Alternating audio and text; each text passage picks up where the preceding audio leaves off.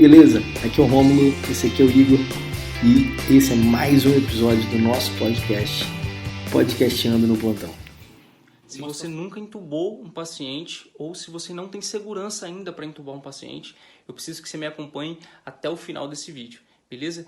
Eu quero te dar dicas aqui essenciais, realmente essenciais para você conseguir entubar um paciente com segurança. Quando a gente fala de intubação, a gente pensa logo em laringoscopia e de passar o tubo na via aérea, passar o tubo na traqueia do paciente, mas tem detalhes extremamente importantes que muitas vezes a gente não vê ninguém falar. Tá? E uma das partes mais importantes no processo de intubação é, na verdade, a preparação para a intubação do meu paciente. Então, antes de tudo, antes de pensar em efetivamente intubar o seu paciente, você precisa conferir algumas coisas e eu vou te dar 6 dicas, na verdade, para você não comer bola no processo de intubação e começar o seu processo de intubação com segurança, para você conseguir realizar o procedimento e não esquecer nada na hora de efetivamente intubar o seu paciente, beleza? Então eu vou começar aqui com o famoso MOV, até porque, e quem acompanha a gente aqui há algum tempo sabe que todo paciente crítico ou paciente grave, potencialmente grave, ele precisa dessas 3 letrinhas. Você vai precisar monitorizar, você vai precisar fornecer O2 e você vai precisar de um acesso venoso, tá?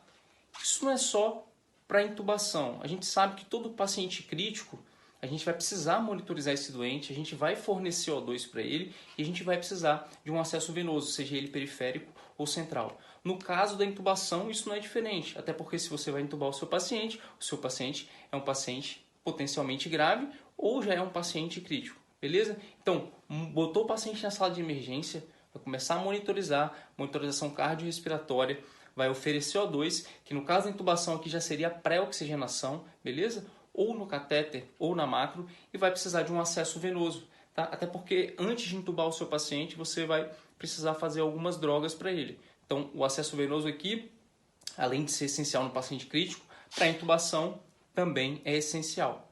Tranquilo? Depois do famoso MOV, que vai ser o protocolo inicial para qualquer paciente crítico, como a gente sempre fala aqui, como a gente sempre fala lá no curso para a galera, você vai pensar em que drogas você vai usar para intubar o seu paciente, tá? Então, via de regra, a gente utiliza uma analgesia com fentanil para intubar esse doente. Depois a gente vai pensar numa droga sedativa, numa droga hipnótica, seja ela também qual for, não vou entrar no mérito agora.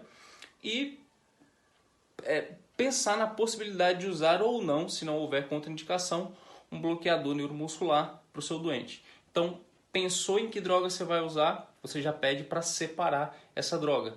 E já pede para separar na sequência que você vai usar. Beleza?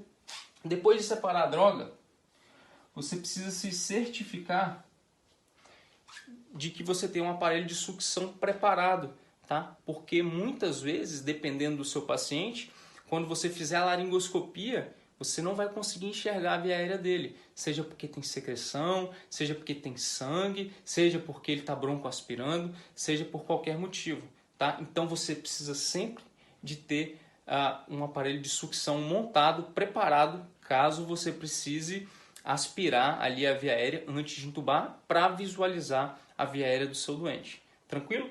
E o sexto e mais importante, e não menos importante, avaliar a via aérea do seu doente, tá? Antes de intubar o paciente, eu preciso avaliar. Existem alguns preditores de via aérea difícil e você avaliando não só a via aérea propriamente dita, mas fazendo uma inspeção do seu doente, por exemplo, avaliando se o seu paciente ele tem um pescoço curto, se ele é um paciente obeso, se é um paciente que tem algum preditor de via aérea difícil. E também, fazendo a laringoscopia, nem sempre o seu paciente ele vai estar acordado para você pedir para ele botar a língua para fora e você avaliar o malampate dele. Mas usando o laringoscópio você consegue avaliar a via aérea do seu doente antes de partir para a intubação propriamente dita. Beleza? Então, eu considero essas dicas extremamente importantes, principalmente para quem está começando, de montar realmente um passo a passo na cabeça. Se você cria o hábito de fazer um fluxograma para um procedimento, você nunca vai esquecer de algum equipamento essencial ou nunca vai esquecer de um passo essencial para realizar esse procedimento.